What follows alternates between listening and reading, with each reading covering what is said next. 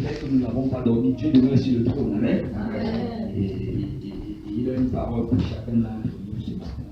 Et si on va se lever, on va aller directement dans la parole du Seigneur. Et là, on n'est pas en retard sur le temps et le temps, mais je crois que ce que j'ai à dire ce matin, on dit que ce n'est pas long. Je vais rien dire. J'ai un message à la part du Seigneur ce matin. Amen. Et on va prendre le temps que le Seigneur va nous donner. Et par la grâce de Dieu, ça va pas être trop long. Michée chapitre 6, verset 8. On va lire un seul verset. Michée 6, verset 8. Michée 6, verset 8.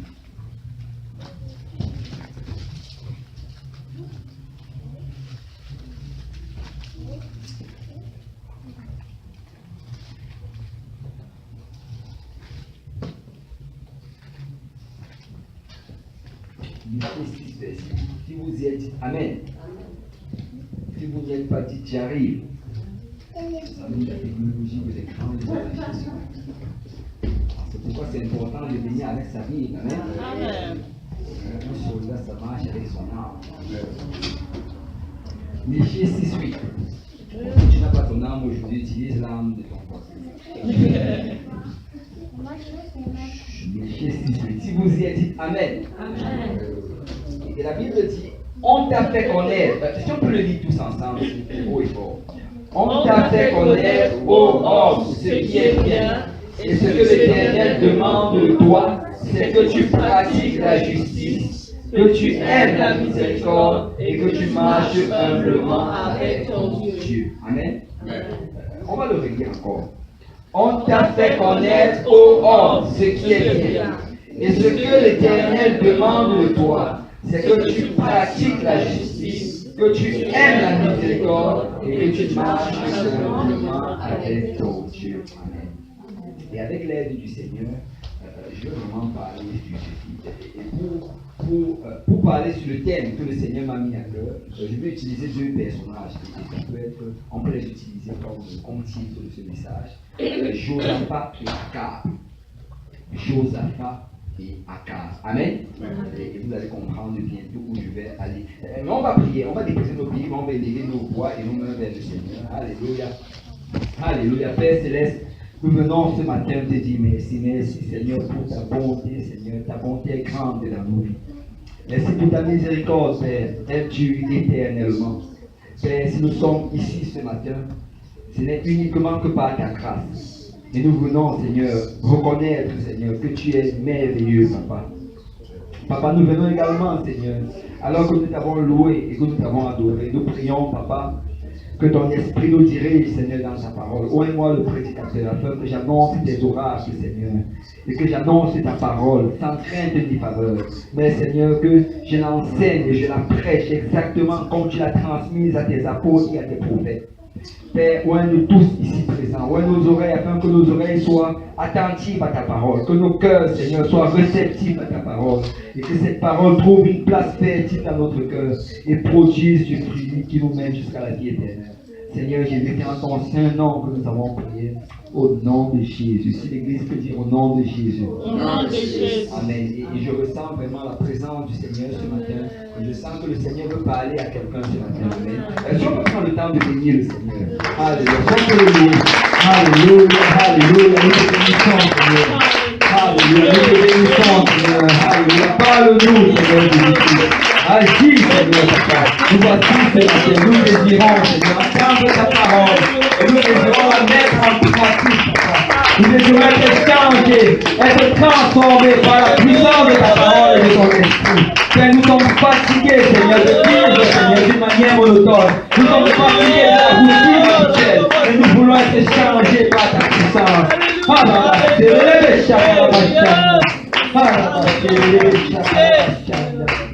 Alléluia, alléluia, au nom de Jésus. Si quelqu'un peut dire au nom de Jésus.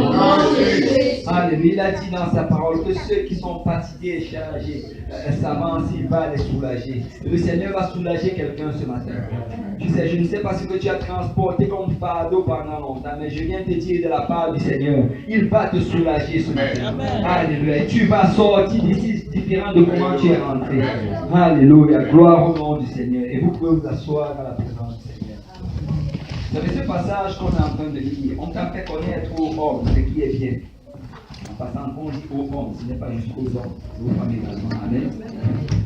On t'a fait connaître ce qui est bien. Et ce que l'Éternel demande de toi maintenant. Et il dit, parce que tu connais maintenant ce qui est bien.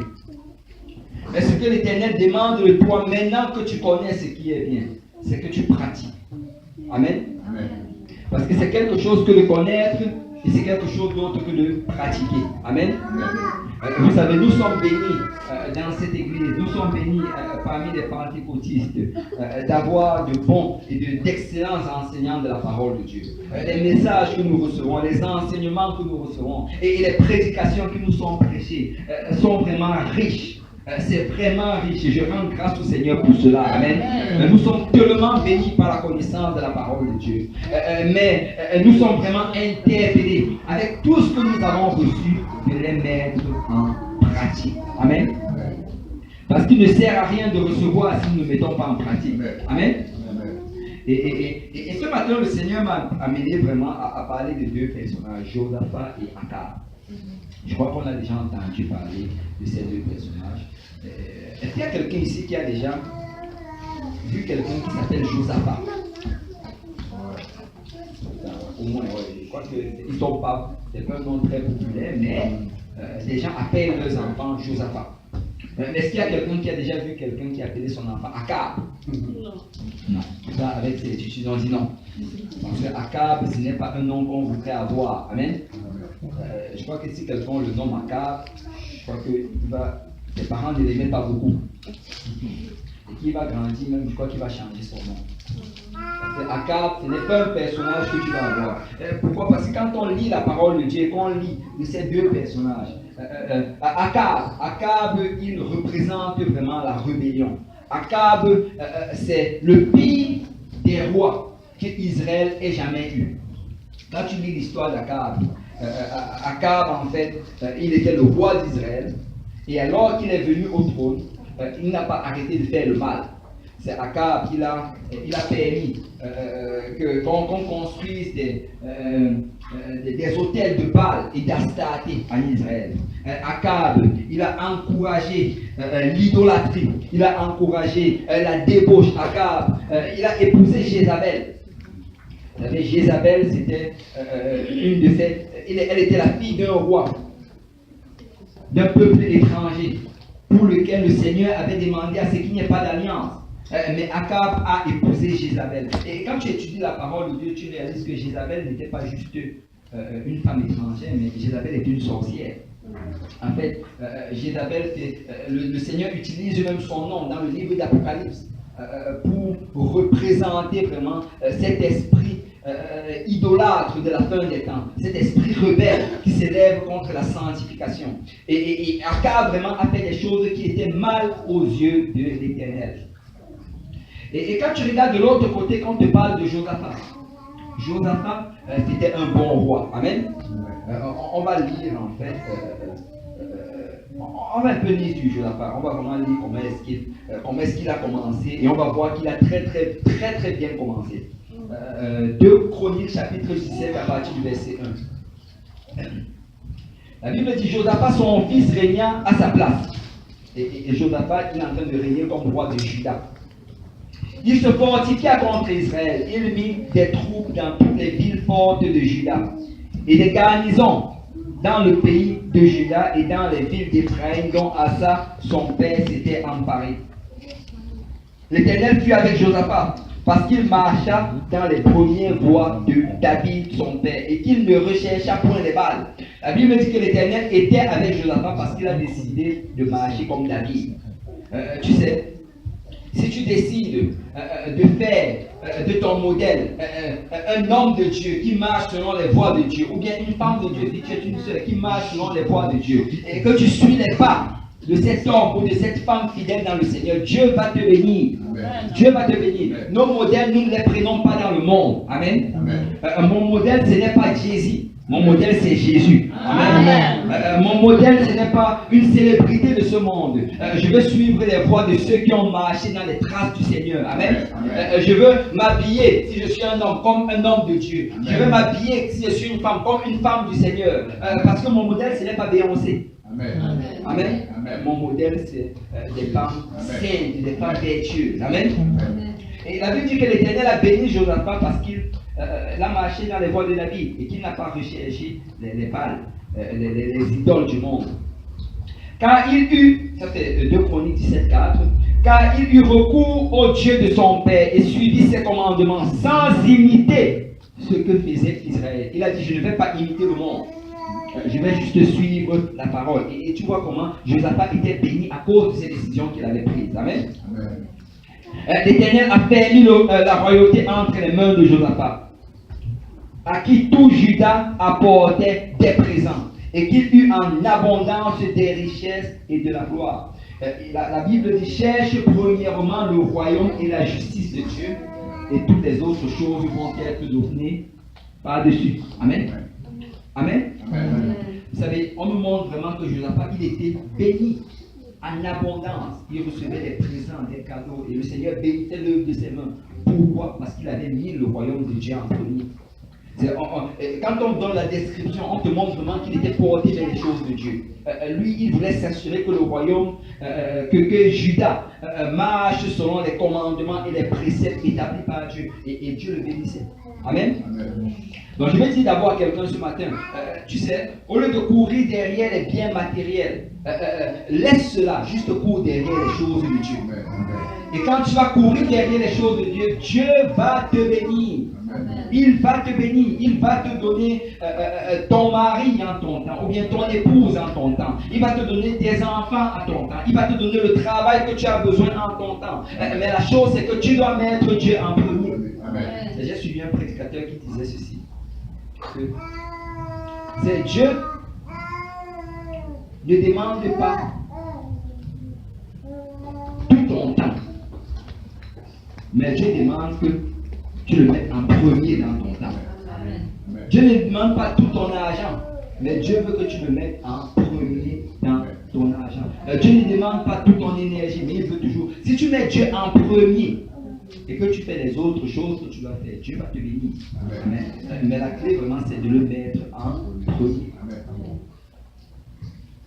Et on dit son cœur grandit dans les voies de l'Éternel. Et il fit encore disparaître de Juda les hauts lieux et les idoles. Il est allé même un peu plus loin que son père Asa avait fait. Il est allé s'attaquer à ces idoles. Il s'est attaqué à tous ces hauts lieux qu'on avait établis dans Juda. C'est certains bons rois, quand ils allaient venir, ils n'allaient pas toucher à cela, mais essayer de s'occuper de la maison de Dieu. Mais lui, il a décidé d'aller fouiller loin. Il a décidé de fouiller sa maison et de sortir ces choses-là qui ne glorifiaient pas le Seigneur. C'est Josaphat est allé même encore plus loin que les autres. Et Josaphat doit être un exemple pour nous. Amen. Amen. La troisième année de son règne, il chargea ses chefs Ben-Haï, Abdia, Zacharie, Nathanaël et Michée d'aller enseigner dans les villes de Juda. Il envoya avec eux les Lévites, Shemaja, Netania, Zebadja, Azaël, Shemiramov, Jonathan, Adonijah, Tobijah et Tob, Adonijah, Lévi, et les sacrificateurs Elishama et Joram. Ils enseignaient dans Juda, ayant avec eux le livre de la loi de l'Éternel. Ils parcoururent toutes les villes de Juda et ils enseignaient parmi le peuple. Et la terreur de l'Éternel s'empara de tout le royaume des pays, de tous les royaumes des pays qui environnaient Juda.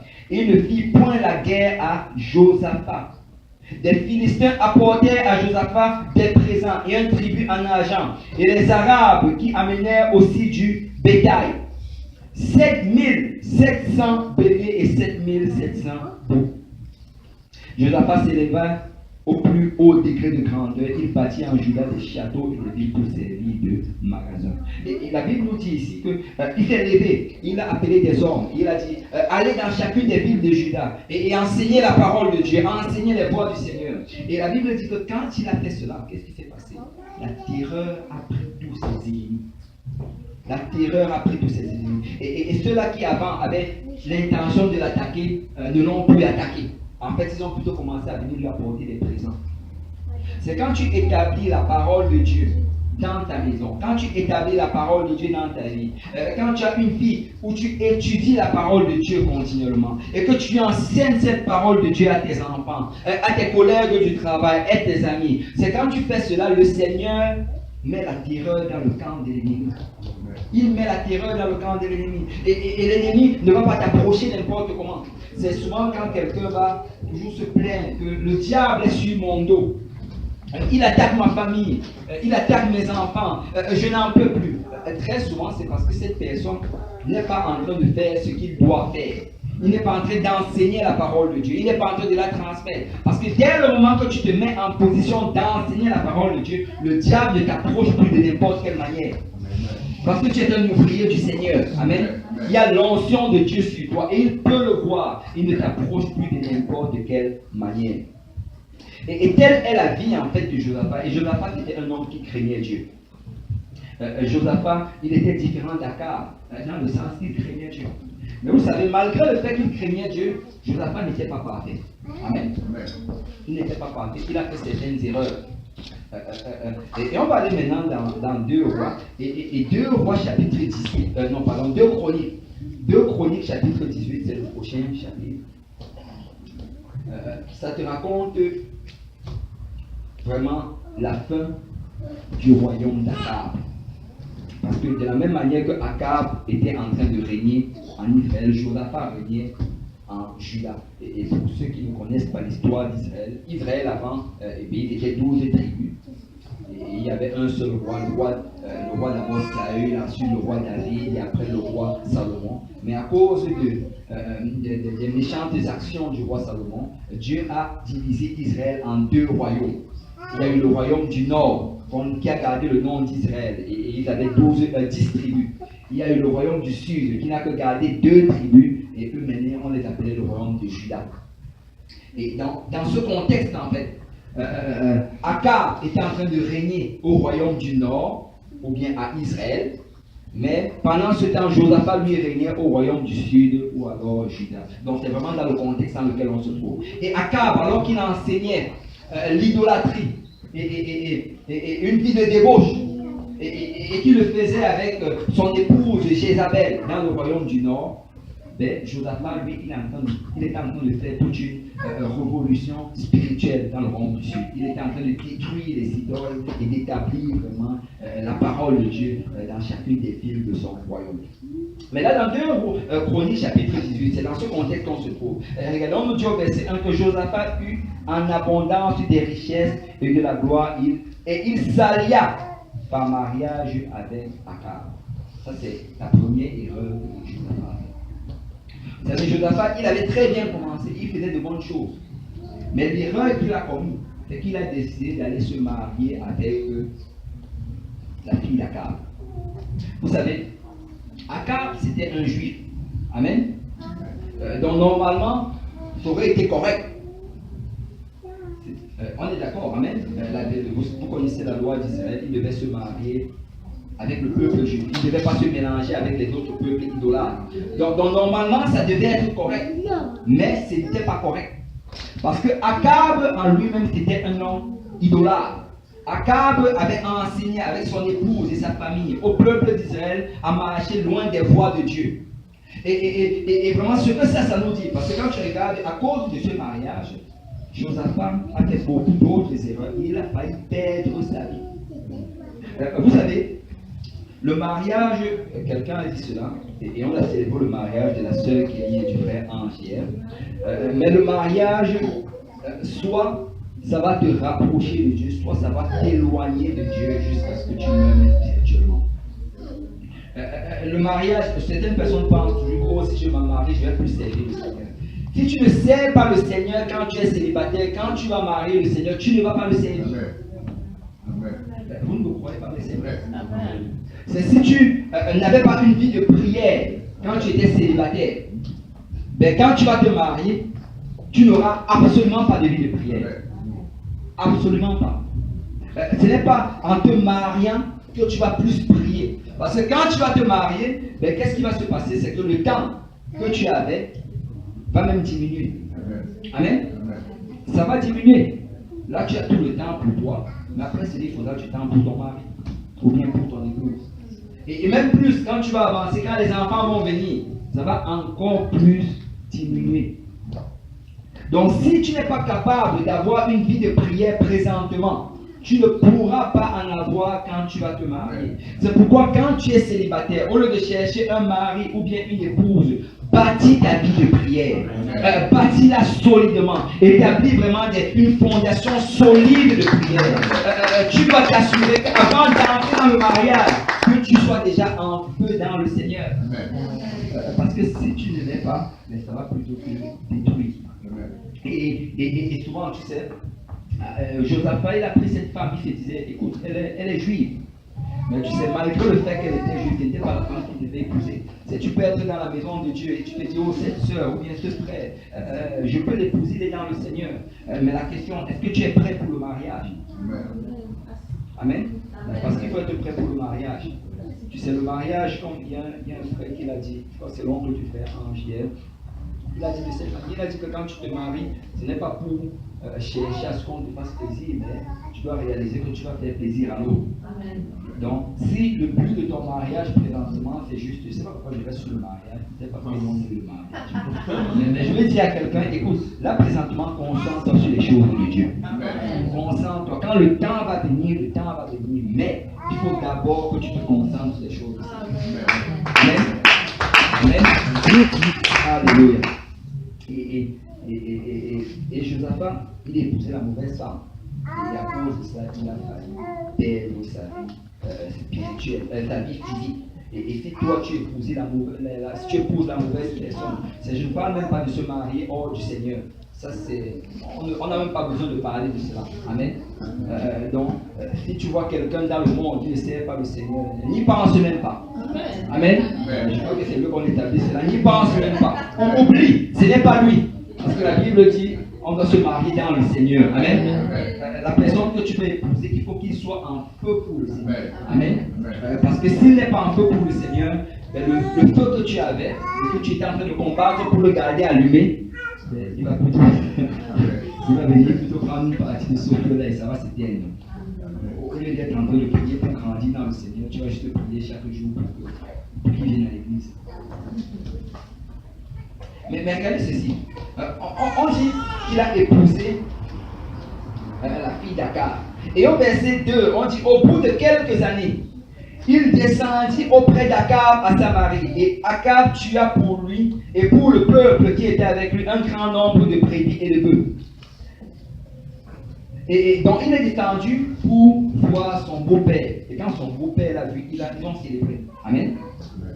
Mais là, regardez ce qui se passe, la fin du verset 2. Et il le sollicita de monter à Ramoth en Galade. Et on dit, Akab, roi d'Israël, dit à Josaphat, roi de Juda, veux-tu venir avec moi à Ramoth en Galade?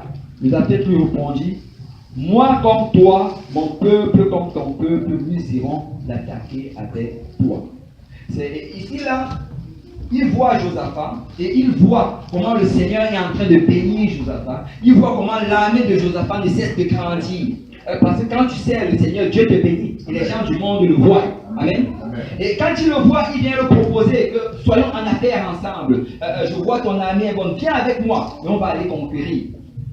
C'est l'erreur que Josaphat fait ici. Ça, c'est la deuxième erreur. C'est qu'il s'allie avec le roi d'Israël.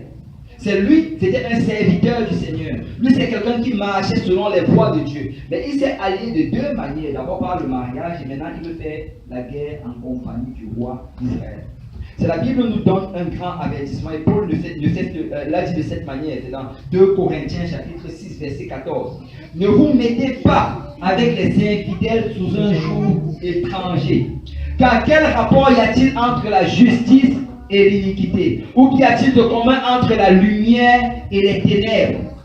Paul dit que nous sommes la lumière, nous sommes les enfants de la lumière, et nous ne devons pas nous mettre sous un même rapport avec les étrangers. Quand tu es un enfant de Dieu, tu ne fais pas les affaires avec n'importe qui. Amen. Quand tu es un enfant de Dieu, tu fais attention avec qui tu t'associes. Tu fais attention avec qui tu marches. Tu fais attention avec qui tu, je ne sais pas, tout genre d'affaires. Tu dois faire attention. Parce que tu peux t'associer avec quelqu'un et alors que le jugement de Dieu est déjà tombé dans sa vie. C'est même, on parle même des affaires, même je sais pas, c'est dans une business. Si tu t'associes avec quelqu'un, tu te dis on va se lancer cette affaire-ci, on va se faire un commerce ensemble. Alors que peut-être la personne est en train de vivre dans une idolâtrie comme pas possible. Peut-être qu'il voit, je ne sais pas, un sorcier, un marabout 2 fois par semaine. Et toi, tu ne sais pas, tu t'es associé avec lui. Et là, vous lancez votre affaire et le Seigneur a déjà maudit son affaire. Et là, tu viens, tu investis ton argent là-dedans. Et après, tu vas le perdre. Amen. Je ne sais pas, ou bien peut-être tu peux te lancer chez tout genre d'affaires en fait. On doit comprendre vraiment que quand on est dans le Seigneur, ben, notre association, ça doit être avec les gens du Seigneur. Tu dois passer le plus de ton temps avec les gens qui servent Dieu comme toi. Amen. Amen. Parce que la Bible dit que les mauvaises compagnies corrompent les bonnes mœurs. Amen. Et là, Akab, il s'assoit avec lui et Jonathan lui dit, je vais aller avec toi. Et ça, c'est la deuxième erreur que Jonathan fait. Mais regardez le verset 4. Puis Josaphat dit au roi d'Israël, consulte maintenant, je te prie, la parole de l'Éternel. Tu sais, malgré le fait que Josaphat faisait cette erreur de s'associer avec Akab, il y a une chose par contre que Josaphat savait. C'est que si je vais faire quelque chose, je vais d'abord consulter le Seigneur. Amen. Tu sais, Josaphat, comme j'ai dit, était un homme qui craignait Dieu. Et malgré le fait qu'il craignait Dieu, il a fait des erreurs. Mais parce qu'il avait une vie de prière, une relation avec le Seigneur, il savait qu'il y a certaines choses que je ne dois pas faire sans consulter le Seigneur. Amen. Et je viens dire à quelqu'un ce matin qu'il y a des décisions dans ta vie que tu dois absolument consulter le Seigneur avant de les prendre. Je sais que bon, souvent on peut penser que je vais juste consulter le Seigneur pour toute chose. Seigneur, est-ce que je dois manger du pain blanc ou du pain brun? Tu sais, tu peux le faire si tu veux. Amen. Tu peux le faire. Mais ce dont je parle ce matin, je parle des choses vraiment importantes pour ta vie spirituelle. Ce sont des choses que si tu ne consultes pas le Seigneur pour cela, tu peux mourir spirituellement en très peu de temps. Amen. Et il y a des exemples. Ceci, je ne sais pas, j'ai déjà entendu plusieurs cas pareils. Quelqu'un qui va se lever et il va recevoir, je ne sais plus, une offre de travail dans telle province. Très souvent c'était Calgary ou bien Alberta. Et là il va se lever, pasteur, le Seigneur m'a béni. Je vais aller en Alberta, je vais servir le Seigneur là-bas. Le Seigneur va m'utiliser.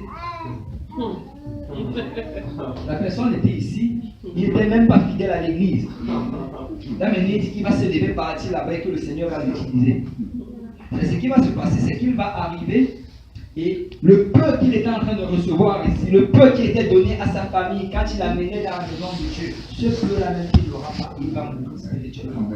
Tu ne te lèves pas juste et tu voyages pour le travail en disant que c'est pour le Seigneur.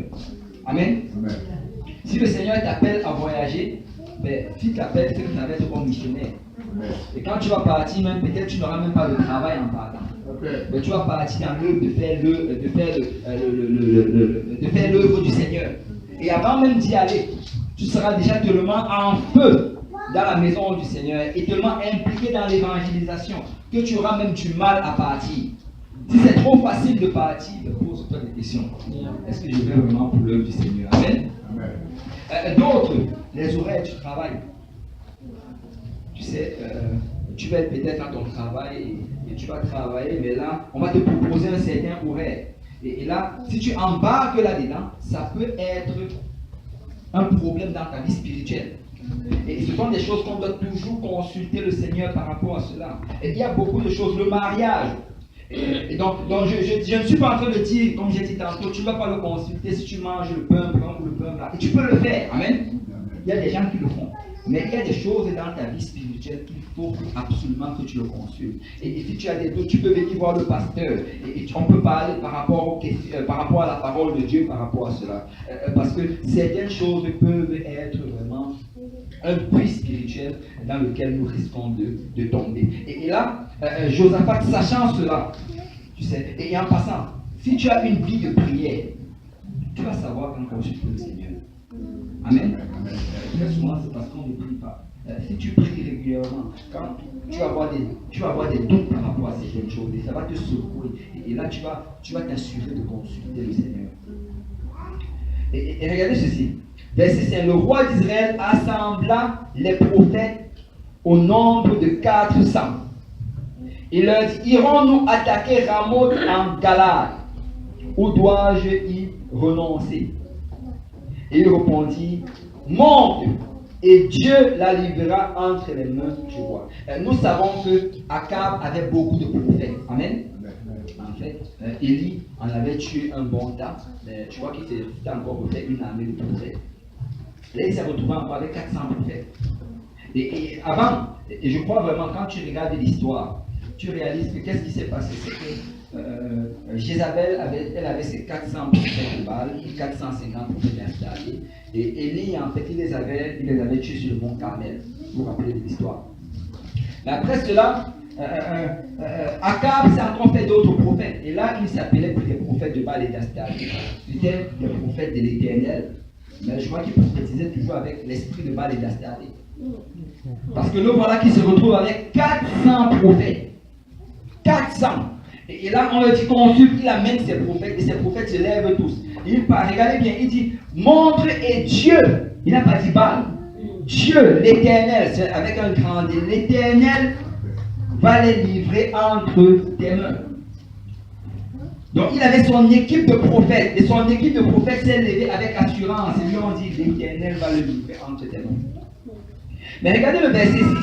On dit, mais Josaphat dit, n'y a-t-il plus ici aucun prophète de l'Éternel par qui nous puissions consulter? Vous savez, Josaphat, il les a tous regardés, il prophétisait de la part de l'Éternel. Je vais dire d'une manière, si on regardait à vue d'œil. Mais Josaphat les regarde et il dit, mais de tous les 400 là, je ne vois aucun prophète de l'Éternel. Vous savez, quand tu as une relation avec le Seigneur, et vraiment, peuple de Dieu, écoutez-moi ce matin. Quand tu as une relation avec le Seigneur, quand tu as une vie de prière, une vie de la lecture de la parole de Dieu, et qu'un faux prophète se pointe devant toi, en moins de 5 minutes, tu es capable de l'identifier. Le problème très souvent, c'est parce que nous ne lisons pas la parole de Dieu. Et c'est parce que nous ne prions pas. Et c'est pourquoi nous allons être emportés par toute vent de doctrine. Parce que si tu es attaché à cette parole, si tu l'étudies, tu la médites et tu la lis, tu sais, à la moindre parole du faux prophète, tu vas sentir ça ne vient pas de la Bible. Ça, c'est contraire à ce que les apôtres enseignent. Ça, ce n'est pas dans ma Bible. Et je veux vraiment dire à quelqu'un ce matin, tu dois lire la Bible. Tu dois étudier ce livre pour ton salut personnel et pour tous ceux qui t'écoutent. C'est important. Il était capable de les voir tous. Il a dit de tous ces 400, je ne vois même pas un seul prophète de l'Éternel. N'y a-t-il pas un prophète de l'Éternel? Ça, je me rappelle encore, j'avais écouté ce prédicateur-là qui disait qu'avant, dans l'école du dimanche, on avait des chansons simples. Mais aujourd'hui, c'est devenu trop compliqué. Il dit qu'avant, c'était des chansons simples à l'école du dimanche. Il dit qu'il y avait une chanson qui chantait, il apprenait aux enfants. Il se rappelle toujours de cela. On disait, lis ta Bible chaque jour. Et prie chaque jour, et tu vas grandir, grandir, grandir. Et il dit qu'il pouvait chanter ça pendant des minutes, et souvent des heures. Les enfants étaient là, lis ta Bible chaque jour, et prie chaque jour. Tu vas grandir, grandir, grandir. Et ça lui est resté dans la tête. Parce que ce sont des choses de base qui vont te permettre de grandir. Lis ta Bible chaque jour, prie chaque jour, et tu vas grandir. Il n'y a pas de magie par rapport à cela. C'est juste la simple lecture de la parole et la prière. Amen. Amen. Tout avec ton voisin. Dis-lui, lis ta Bible chaque jour. Dis-lui, prie chaque jour. Et dis-lui, tu vas grandir, grandir, grandir. Alléluia. Et la Bible dit, au verset 7, que le roi d'Israël répondit à Josaphat, il y a encore un homme par qui on pourrait consulter l'Éternel. Mais je le hais. car il ne me prophétise rien de bon. Il ne prophétise jamais que du mal. C'est Michée, fils de Jimla. Wow. C'est dans Akab savait qu'il y avait un prophète de l'Éternel. Amen. Akab savait que c'était un homme de Dieu. Mais Akab, d'une certaine manière, avec le temps, il avait grandi de la haine pour cet homme de Dieu-là. Parce que cet homme de Dieu ne lui disait jamais ce qu'il voulait entendre. Il allait venir vers l'homme de Dieu pour que, je ne sais pas, l'homme de Dieu le bénisse. Ou bien lui dise que tu vas prospérer dans tes affaires. Dieu va te bénir. Tu vas trouver du travail. Tu vas te marier. Tu vas avoir des enfants. Mais chaque fois qu'il venait, l'homme de Dieu pointait toujours sur ses péchés. Et vous savez, aujourd'hui, ce sont des choses que nous voyons. La Bible dit qu'on allait arriver dans un temps où les gens n'allaient pas vouloir entendre la sainte doctrine. Ils allaient chercher des enseignants qui allaient les séduire par des paroles flatteuses. Et aujourd'hui, nous sommes dans cette génération. Nous sommes dans une génération où, si tu bâtis une église, tu commences à raconter aux gens que Dieu va vous bénir, Dieu va vous multiplier, Dieu va vous donner en abondance. Et l'église va grandir en très peu de temps. Mais quand tu commences à prêcher la vérité, prêcher la repentance, prêcher le baptême au nom de Jésus-Christ, prêcher la sanctification, les gens ne vont pas aimer le prédicateur. C'est lui, il est arrivé à ce point, il a décidé qu'il allait éteindre la voix de Michée dans sa vie. Il a dit, je ne veux rien à faire à voir avec cet homme. Il allait se chercher des prédicateurs qui allaient, des prophètes même, plus des prophètes qui allaient lui prophétiser les choses qu'il veut entendre. Et vous savez, j'ai déjà entendu cela. Et il y a des gens aujourd'hui qui ont leurs prophètes particuliers pour leurs besoins particuliers. C'est que je dois écouter le prophète Yamasi. Si je veux entendre sur la guérison, il va sur YouTube, le prophète Yamasi. Il écoute sa prédication pour la guérison. Il va écouter le prophète, il essaie de ne pas tomber vraiment sur un vrai nom. Acrobatie. Puis je m'entends sur le mariage. Et là, je vais m'asseoir et j'entends le prophète acrobatie sur le mariage. Le prophète de Palgassi. Palgassi. C'est pas pourquoi ça dit, il ne faut pas laisser. Mais quoi qu'il en soit, ils ont une liste de personnes qu'ils écoutent dans leur vie pour qu'ils leur disent des choses qu'ils veulent entendre. Et ils vont venir à l'église et le prédicateur va toujours prêcher sur la repentance. Le prédicateur va toujours condamner le péché. Le prédicateur va prêcher sur la sanctification. Mais c'est comme si leur oreille commence à s'éteindre par rapport à cela. Parce que le problème d'Akab, ce n'était pas qu'il ne savait pas ce que Dieu voulait dans sa vie, mais c'est qu'il ne voulait plus le faire. Il avait fermé son oreille à cela. Tu sais, et il savait ce qui était enseigné par Michée. Il savait c'était quoi la volonté de Dieu. Et il savait, et c'est le passage qu'on a lu en introduction, le Seigneur dit dans Michée, c'est Michée lui-même qui le dit, Michée 6:8. On t'a fait connaître, ô homme, ce qui est bien. Et ce que l'Éternel demande de toi, c'est que tu pratiques, que tout le monde dise pratique. C'est que tu pratiques la justice, que tu aimes la miséricorde et que tu marches humblement devant ton Dieu. C'est quelque chose que d'entendre, mais c'est quelque chose d'autre de pratiquer. Parce que si tu entends et tu entends et tu entends et tu ne la mets jamais en pratique, ben, très rapidement, qu'est-ce qui va se passer? C'est comme si le son, la voix du prédicateur va commencer à s'éteindre dans ta vie. Vous savez, si tu restes à un endroit, il y a des gens, peut-être, je ne sais pas s'il y en a ici, mais des gens qui habitent proche des chemins de fer.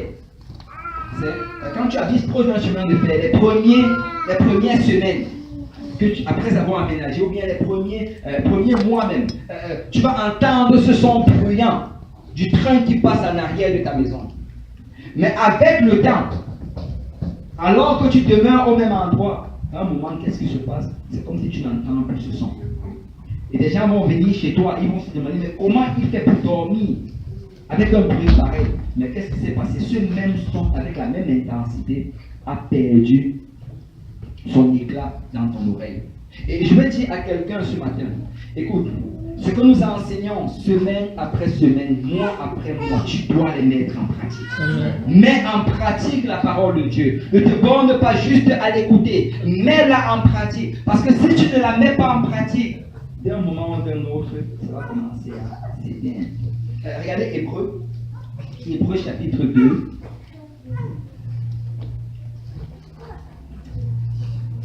Alléluia. Hébreux chapitre 2.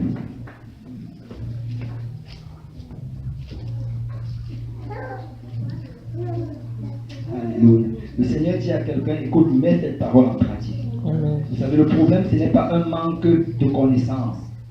Mais le problème réellement, c'est parce que les gens ne la mettent pas en pratique. Hébreux 2, verset 1. C'est pourquoi nous devons d'autant plus nous attacher aux choses que nous avons entendues, de peur que nous ne soyons emportés loin d'elles.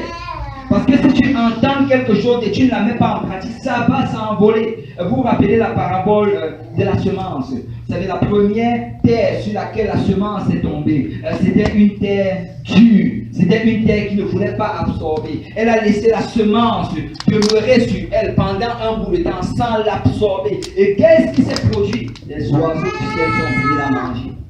Elle n'a jamais eu l'occasion de l'absorber et elle n'a pas pu produire du fruit. Donc, si tu entends la parole de Dieu, ne remets pas cela au lendemain. Ne te dis pas, je vais obéir dans une semaine. Je vais le faire peut-être la semaine prochaine. Non, non, non, non. Aujourd'hui, c'est le jour du salut. Maintenant, c'est l'heure acceptable. Si tu entends sa voix, n'endurcis pas ton cœur, mais obéis à la parole du Seigneur parce que tu n'as pas la garantie du lendemain. Amen. Amen. Et Akab avait développé cette habitude-là. Le prophète allait parler. Tu sais, il a eu des grands hommes de Dieu dans sa vie. Il a eu l'un des prophètes les plus puissants de tous les temps, le prophète Élie. Vous savez, le prophète Élie, il a exercé du temps d'Akab. Et quand Akab voyait Élie, il le regardait, il disait, c'est toi qui troubles Israël. Alors qu'en fait, c'était lui-même qui troublait par sa rébellion. Et Akab avait pris cette habitude-là de juste ignorer ce que la parole de Dieu lui donnait comme enseignement. Et voilà, le voilà qui se trouve et il ne voulait rien savoir de Michée. Mais Josaphat lui dit qu'il vienne, qu'on le fasse venir. Et regardez le verset 8. Alors le roi d'Israël appela un eunuque et dit, fais venir tout de suite Michée, fils de Jimla. Le roi d'Israël et Josaphat, roi de Juda, étaient assis chacun sur son trône, revêtus de leurs habits royaux. Ils étaient assis dans la place de l'entrée de la porte de Samarie et tous les prophètes prophétisaient devant eux. Sédécia, fils de Kenana, s'était fait des cornes de fer. Il dit, ainsi parle l'Éternel, avec ces cornes tu frapperas les Syriens jusqu'à les détruire. Et là, tu vois comment il y a un de ces prophètes qui était zélé, qui se fait un signe, qui fait une corne de fer. Ainsi parle le Seigneur, tu vas les frapper. Et vous savez, le Seigneur va souvent utiliser les symboles. Amen. Mais quand il y a souvent trop de symboles, nous devons faire attention. Et puis même, quand on commence à vendre ces symboles, nous devons faire en fait, nous devons nous éloigner et fuir très rapidement. J'ai déjà entendu des histoires qu'il y a des gens qui vont dans telle assemblée, d'autres même, vont même jusqu'à l'Afrique, pour certaines croisades de guérison. Et à la fin de la croisade, on vend une bouteille d'eau bénie, à un bon prix. Que va avec ça chez toi. Et tu vas obtenir tout ce dont tu as besoin. Et il y a beaucoup de faux prophètes à l'extérieur. Nous devons connaître la parole de Dieu. Écoute, si les apôtres n'ont pas fait telle pratique, nous ne sommes pas amenés à les faire. Amen. Nous devons toujours comparer ce que les gens font avec ce que les apôtres ont fait. La Bible dit qu'il n'y a rien de nouveau sur la face de la terre. Amen. Nous avons été établis sur le fondement des apôtres et des prophètes. Donc si un apôtre ou un prophète de la parole de Dieu n'a pas fait de telle manière, mais moi je ne veux pas suivre celui qui le fait. Amen.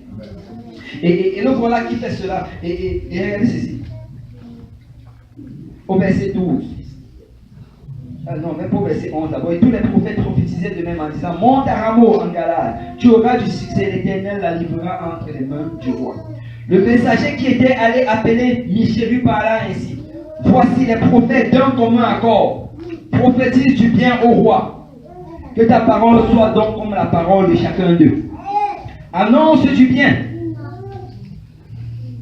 Et là, Michée répond, verset 13. L'Éternel est vivant, j'annoncerai ce que dira mon Dieu. Et là, voilà Michée qui arrive, verset 14. Lorsqu'il fut arrivé auprès du roi, le roi lui dit, Michée, irons-nous attaquer Ramoth en Galade, ou dois-je y renoncer? Il répondit, montez, vous aurez du succès et ils seront livrés entre vos mains. De là, Michée arrive et il répond comme tous les autres. Montez et vous aurez du succès qui sera livré entre vous. Vous savez, quand tu regardes cela, tu vas te poser la question, mais qu'est-ce qui s'est passé? Pourquoi Michée est venu dire cela? Parce que quand tu regardes le prochain verset, regarde le prochain. Et là il dit, le roi lui dit, combien de fois me faudra-t-il te faire jurer de me dire que la vérité au nom de l'Éternel? Parce que le roi lui-même, quand il entend Michée, il est choqué. Il dit, quoi? Donc ça veut dire que le roi en lui-même, il savait que ce qu'il voulait faire n'était pas bon. Il savait qu'il était loin de la volonté du Seigneur. Et vous savez, souvent ça va nous arriver. Souvent tu sais que le Seigneur ne veut pas que tu fasses telle chose, mais tu vas voir le pasteur. Est-ce que c'est correct de faire ceci? Si Dieu t'a déjà dit non, pardon, ne viens pas faire souffrir le pasteur. Juste obéir à la parole de Dieu. Souvent, tu n'as même pas besoin de justification. Tu n'as même pas besoin d'être dirigé dans un certain verset. Souvent, tu dois juste obéir. Amen. Souvent, ce n'est même, vous savez, la sanctification, ce n'est pas toujours quelque chose par rapport à quelque chose de salutaire. La sanctification, c'est par rapport à notre amour avec Dieu. C'est Dieu étant ton époux, souvent, il va te demander de faire quelque chose qui n'a rien de salutaire, un sacrifice juste par amour. Quand tu es marié, il y a, moi je me rappelle toujours, quand je m'étais marié, il y avait une chemise que j'aimais beaucoup. C'était une chemise, je la trouvais vraiment très cool. Elle faisait un peu tropicale, elle était un peu verte, avec un peu de taches rouges. Je la trouvais très belle. J'aimais porter cette chemise dans l'été. Bon, mais quand mon épouse, quand on s'est marié, elle a regardé, elle n'aimait pas la chemise. J'ai combattu pendant un bout de temps pour lui prouver que c'était une belle chemise. Mais elle n'aimait pas. Et ultimement, qu'est-ce qui s'est passé? Ben, on s'est débarrassé de la chemise. J'ai essayé de la garder un bout de temps. J'ai compris qu'en fin de compte, je n'allais jamais la porter. Ce n'est pas que la chemise était péché, ou bien que c'était mauvais en tant que tel. C'est juste que mon épouse n'aimait pas. Il y a certaines choses que Dieu va te demander de laisser juste parce qu'il ne veut pas que tu l'aies. Juste parce que peut-être dans le passé, je me rappelle un frère, lui qui est venu au Seigneur, le Seigneur lui a dit qu'il ne doit pas porter les dîmes. Il n'y a pas que les dîmes, c'est péché. Mais le Seigneur lui a dit qu'il ne devait plus porter les dîmes. Et il était vraiment fidèle avec ça, il ne mettait jamais de dîmes. Donc il y a certaines choses que Dieu va juste te demander. C'est pourquoi notre relation avec Dieu ne doit pas être basée sur la crainte, mais sur l'amour. La question ce n'est pas, si je fais ceci, est-ce que je vais aller en enfer ou bien est-ce que je ne vais pas aller en enfer? Non, non, non. Est-ce que ceci est agréable à Dieu? Est-ce que c'est agréable à Dieu? Et là, Michée, il lui répond maintenant, au verset 16. Michée répondit, je vois tout Israël dispersé sur les montagnes, comme des brebis qui n'ont point de berger. Et l'Éternel dit, ces gens n'ont point de maître. Que chacun retourne en paix dans sa maison. Le roi d'Israël dit à Josaphat, ne t'ai-je pas dit? Il ne prophétise sur moi rien de bon, il ne prophétise que du mal. Donc, le roi savait que la première parole n'était pas bonne.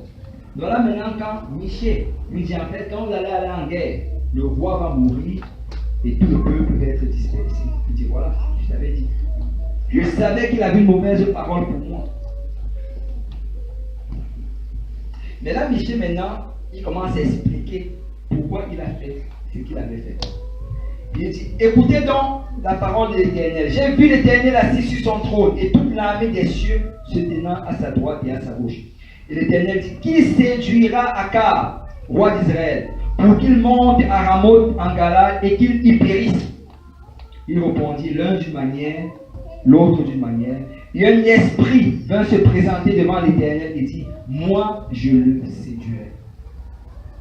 L'Éternel me dit, comment? Je sortirai, répondait-il, et je serai un esprit de mensonge dans la bouche de tous ces prophètes. Et l'Éternel dit, tu les séduiras et tu en viendras à bout. Sors et fais ainsi.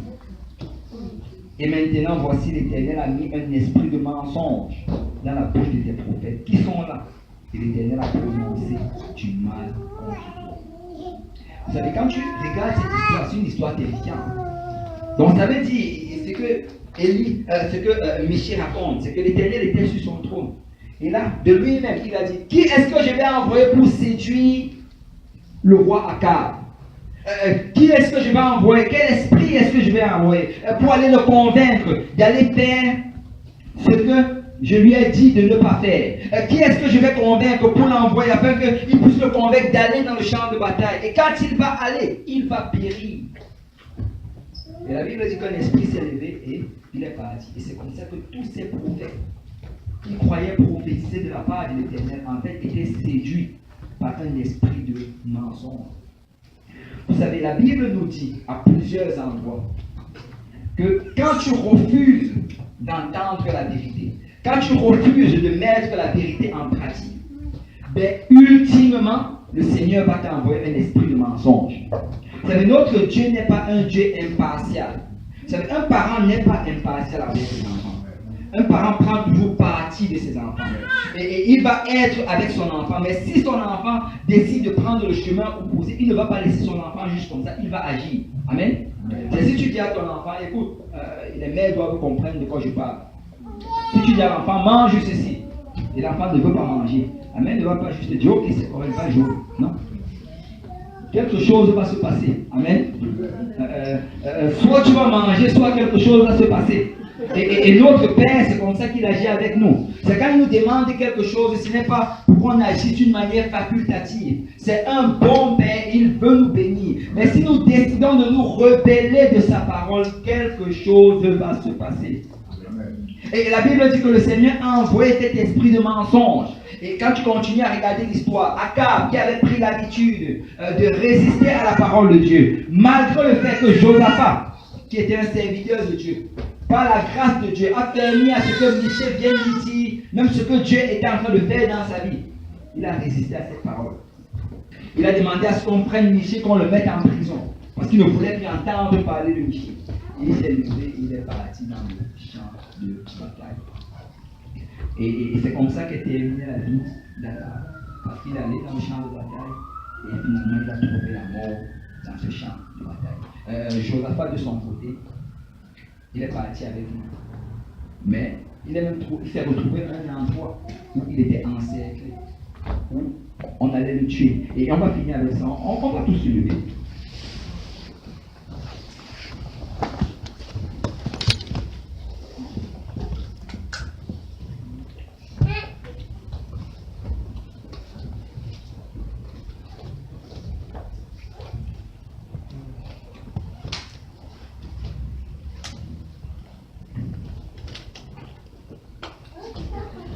Alléluia. Et au verset 6, 26 à 27 d'abord, le roi d'Israël dit, prenez Michée, amenez-le vers Amon, chef de la ville, et vers Joas, fils du roi. Vous direz, ainsi parle le roi, mettez cet homme en prison, et nourrissez-le du pain et de l'eau d'affliction, jusqu'à ce que je revienne en paix. Et Michée dit, si tu reviens en paix, l'Éternel n'a point parlé par moi. Il dit encore, vous tous peuple, entendez. Et le roi d'Israël et Josaphat, roi de Juda, montèrent à Ramoth en Galade. Le roi d'Israël dit à Josaphat, je veux me déguiser pour aller au combat, mais toi, revêt-toi de tes habits. Et le roi d'Israël se déguisa, ils allèrent au combat. Et c'est là que tu vois vraiment l'amitié du roi d'Israël. Il te dit, moi je vais me déguiser pour qu'on ne me reconnaisse pas, mais toi, regarde tes habits royaux. C'est ça les amis du monde. Le roi de Syrie avait donné cet ordre au chef de ses chars. Vous n'attaquerez ni petit ni grand, mais vous attaquerez seulement le roi d'Israël. En fait, il voulait que Josaphat meure à sa place. Parce que la Syrie savait que c'est Israël qui venait contre lui. Il ne savait pas que Juda venait. Donc, son plan, c'était que Josaphat meure à sa place.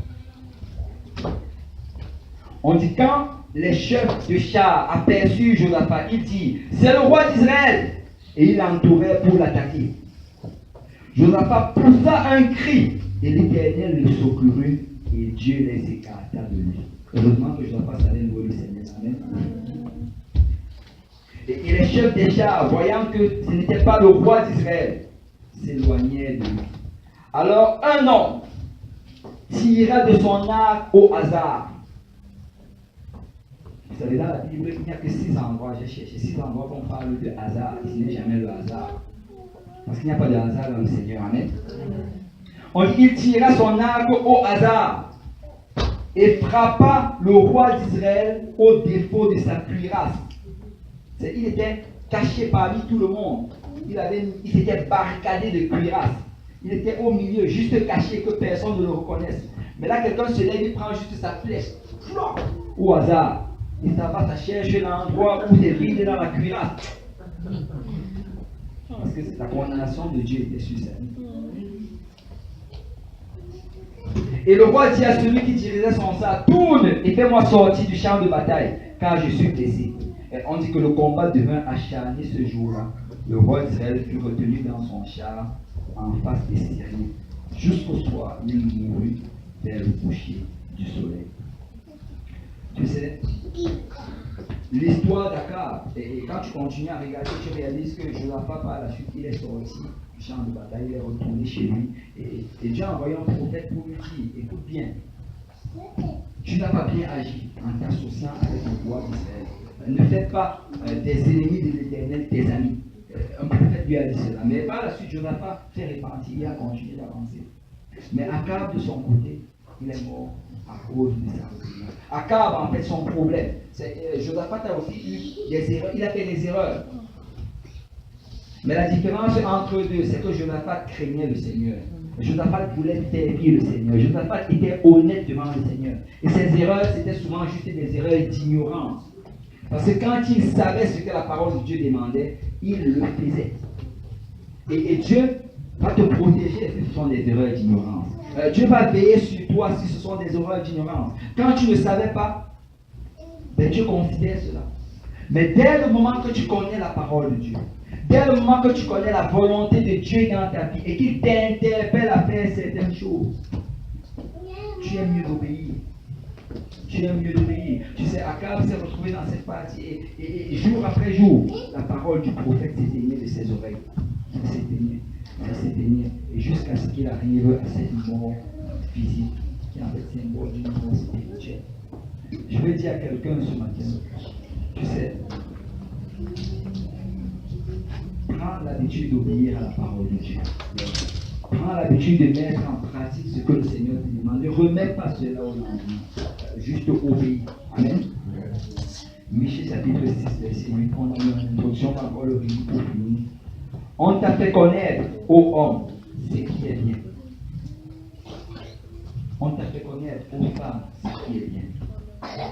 Et ce que l'Éternel demande de toi, c'est que tu pratiques la justice, que tu aimes la miséricorde, que tu marches humblement avec ton Dieu. Amen.